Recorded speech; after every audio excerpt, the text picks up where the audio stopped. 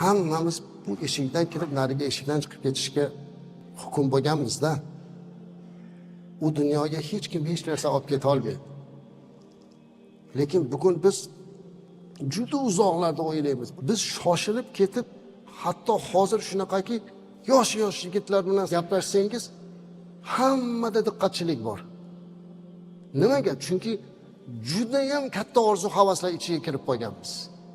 Juda orzu-havasimiz katta.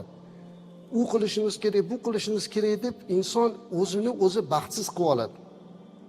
Agar ne'matlarga yaxshi qarasa, eng baxtli odammiz. Rasululloh sollallohu alayhi vasallam aytadilar-ki, ertaman turganingda taning salomat bo'lsa, oilang tinch bo'lsa, bir kunlik taoming bo'lsa, butun xazinani kaliti senda deydilar. Hammamiz qo'limizda shunaqa. Lekin inson ba'zida ne'matlar ichida ne'matni fahmlamay qoladi. Shuning uchun rizq topaman ekan deb harom harijga kirib, o'g'rilik, yolg'onchilik, firibgarlik, poraxo'rlik nimaiki bo'lsa ham qilaveraman deyotgan bo'lsa, bir kun uni javobi bor azizlar. Chunki bir sahoba payg'ambarimiz alayhisalomdan so'radilar. Ya Rasululloh sallallohu alayhi vasallam, menga duo qilib bering dedilar. Nima deb deyodilar? Mani duoyim qabul bo'ladigan bo'lib qolsin dedilar. Ya'ni Allohdan men nimani so'rasam, Alloh menga shuni bersin.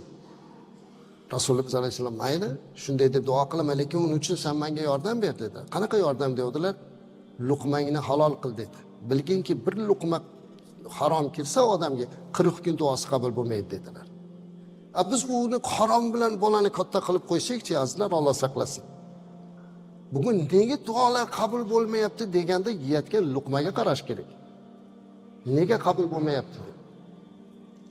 Bolamizni nimaga muhabbatini bersak, nima bilan boqsak, azizlar, shu muhabbat uni qalbida joy olib qolar ekan.